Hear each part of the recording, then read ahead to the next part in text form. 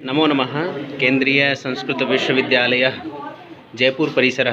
जयपुर परिसर में शिक्षा शास्त्र जो विभाग है, यानी कि जो बीएड करते हैं उनके द्वारा मॉडल्स की रचना की गई है। इन मॉडल को दिखा करके और अध्यापन कराया गया हमारे यहाँ के छात्र अध्यापकों के द्वारा, अर्थात जो यहाँ के छात्र हैं बीएड करने आए हैं उनके द्वारा ये जो चार्ट्स आप देख रहे हैं, मॉडल्स देख रहे हैं, बहुत ही सुंदर तरीके से अपने पाठ को पढ़ाने के लिए इन्होंने उपयोग किया। इसी प्रकार से संस्कृत शिक्षा में भी हम ऐसे जो चित्र हैं, मॉडल्स हैं, चार्ट्स हैं, ऐसे बना करके दिखा सकते हैं। ये छात्र हमारे बहुत ही मेहनत के साथ इसको किया। आप इनको देखेंगे निर्माण में भी इन्होंने कागज़ को ही उपयोग किया है। अलग अलग कलर के जो कागज़ हैं उनको तोड़ करके रुई से देखिए, इसको धुएँ को इन्होंने दिखाया है कैसे पोल्यूशंस होता है। पोल्यूशन हमारे लिए अच्छा नहीं है। संधि और जल जैसे नौका रहती है, नौका को बहुत ही अच्छे तरीके से इन्होंने कागज़ पे ही पेंटिंग करके इसको तैयार किया। भारतीय डाकघर किस प्रकार की व्यवस्था रहती है, और ये देखिए कितना सुंदर चार्ट। सह तौते इत्यादि हम पढ़ाते हैं, कैसे हम पढ़ाएं उसको। लोट लकार में क्या होगा, लट लकार में क्या होगा, इसको घुमाएंगे तो यहाँ क्रियापद साथ में रहेगा। इसी प्रकार से नीचे देखते हैं,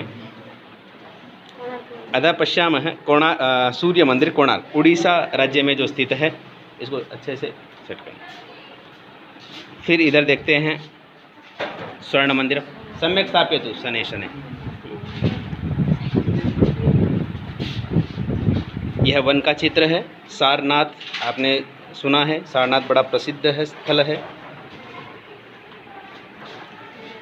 इंडिया गेट जो आप जानते हैं। हड़प्पा सभ्यता जो आपने सुना है, सामान्य ज्ञान में बहुत सारे प्रश्न आते हैं, उसमें किस प्रकार से वहाँ की सभ्यता थी, कैसे वहाँ पर भवन बने हुए थे, कैसे वहाँ रहते थे, कैसे नलियाँ बनी हुई थी। निम्न भाग स्नानागार, उच्च भाग हड़प्पा सभ्यता आप देख रहे हैं। रामः दुर्नाभिभाषते, एक बड़ा ही प्रसिद्ध यह वाक्य है जिसको हमने यहाँ देखा। राम एक बार ही बोलते हैं, जो बोल दिया वह ब्रह्म वाक्य है, परिवर्तन नहीं करते। अद्भुत। होलिका उत्सव, समास, बड़ा ही सुंदर तरीके से इन्होंने बनाया है। कैसे हमारे औद्योगिक क्षेत्र रहते हैं, बैंकिंग सेवा में कैसे उपवेशन व्यवस्था रहती है, कार्यानम इत्यादि सब बार लगे हैं।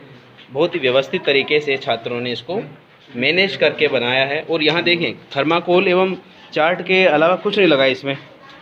तो यदि आप भी इस प्रकार के मॉडल्स बनाते हैं तो निश्चित हमारे छात्र प्रेरित हो सकते हैं। बड़े ही सरल तरीके से, सुंदर तरीके से। पश्यन्तु ग्राम्य जीवनम, ग्राम जीवन कैसा रहता है, ग्राम में जीवन में स्वास्थ्य अच्छा रहता है, कैसे रहता है इसमें हमने देखा। इसी प्रकार प्रोनाउंस के लिए इन्होंने बताया है। चिल्का झील जो प्रसिद्ध है, इधर भी देखते हैं।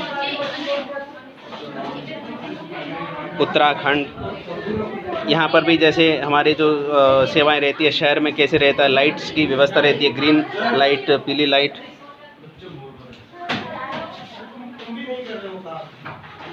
ये माहेश्वर सूत्रों को बताया है कि हमारे संस्कृत में जो स्वर और व्यंजन का समाहार जहाँ पर दिखाया गया है, एक साथ में वर्णमाला का व्यवस्था है, उसे माहेश्वर सूत्र कहते हैं। पर्यावरण प्रदूषण,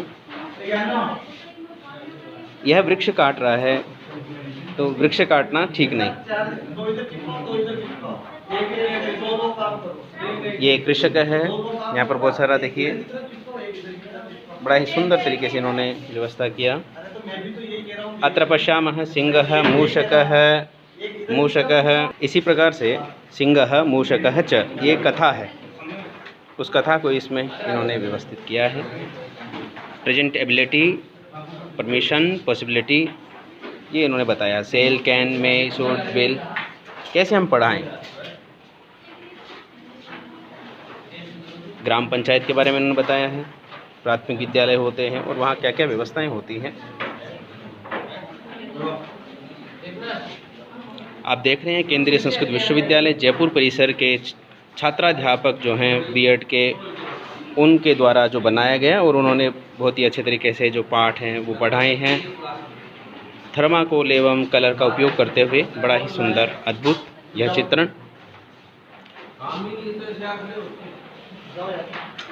हॉस्पिटल चिकित्सालय कैसा होता है उसको उसमें बताया गया है। उच्चतम न्यायालय है, शान मात्रा है।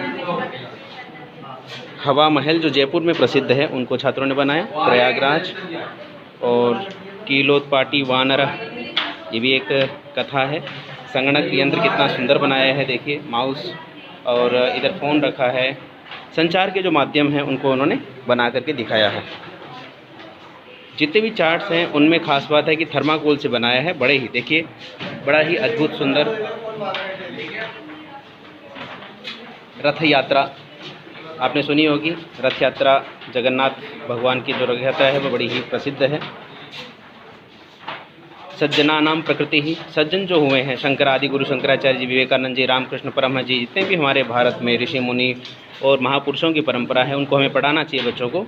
हमारे जो वायुमंडल की परतें हैं, क्षोभ मंडल, समताप मंडल, मध्यम मंडल, आयन मंडल, इसको भी बड़े अच्छे से उन्होंने दर्शाया है छात्रों ने। जन सुविधाएं क्या क्या होनी चाहिए, पोस्ट ऑफिस होना चाहिए, फायर स्टेशन होना चाहिए, एयरपोर्ट होना चाहिए, बैंक होना चाहिए, इसको जन सुविधा के अंतर्गत माना गया। गीता जी में उपदेश जो दिया गया भगवान श्री कृष्ण के द्वारा अर्जुन को, उसको उन्होंने व्यवस्थित रूप से इसमें दिखाया है, एक ही मॉडल में सब चीज़ें। इसी प्रकार से विज्ञान से आविष्कार ये आप देख रहे हैं, अद्भुत। ये देखिए फ्रिज कितना सुंदर बनाया इन्होंने।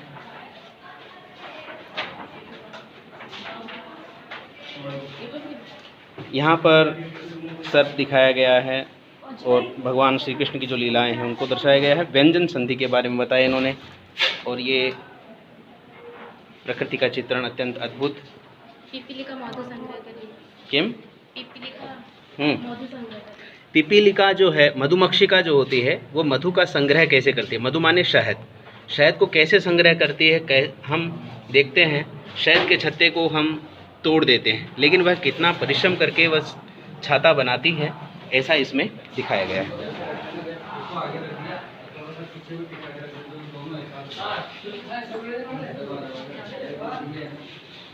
आप देख रहे हैं राधा कृष्ण, डॉक्टर राधा कृष्ण और अन्य ऋषि मुनि को दीपावली के में जब हम कैसे उत्सव की सज्जा करते हैं वो दिखाया गया है। सौर ऊर्जा के बारे में बताया गया है, सौर ऊर्जा हम कैसे करें। यदि हम सौर ऊर्जा पे आश्रित रहें, और आजकल प्लेट्स वगैरह लगते हैं, सोलर पैनल लगते हैं, यदि उसका उपयोग किया जाए तो विद्युत की खपत जो हम लेते हैं वो कम हो जाएगा, हमारा बिजली का बिल कम आएगा। ऐसा छात्रों ने बहुत ही अच्छे से किया।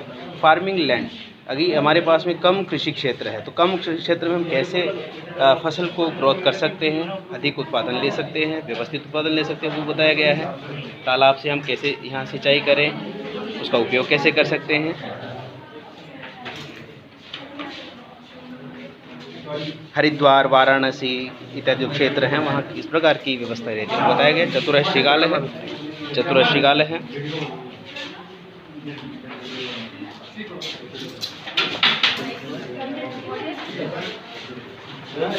शिष्य गुरुं नमति सुहाना सय्यायां शेते रामः साहित्यं पठति हरिः दुग्धं पिबति रूपा लघुभोजनं भक्ष्यते सीता गीतं गायति।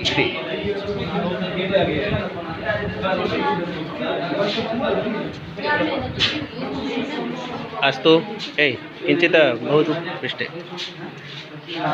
ये है हमारा ताजमहल जो आगरा में प्रसिद्ध है।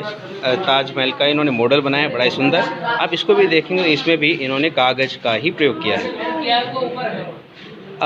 आप भी यहाँ पर केंद्रीय संस्कृत विश्वविद्यालय जयपुर परिसर में अगर एडमिशन लेना चाहते हैं, संस्कृत सीखना चाहते हैं, तो निश्चित रूप से आप में भी इस प्रकार की प्रतिभा का विकास होगा। आप भी कुछ क्रिएटिविटी करेंगे, सृजनात्मक क्षमता का विकास करेंगे, तो निश्चित रूप से संस्कृत शिक्षा का, संस्कृत भाषा का विकास होगा। संस्कृत भाषा अत्यंत सरल भाषा है, संस्कृत में भी नवाचार होते हैं। इस प्रकार से आपने देखा। मैं डॉक्टर देवकरण शर्मा, केंद्रीय संस्कृत विश्वविद्यालय जयपुर परिसर, नमो नमः।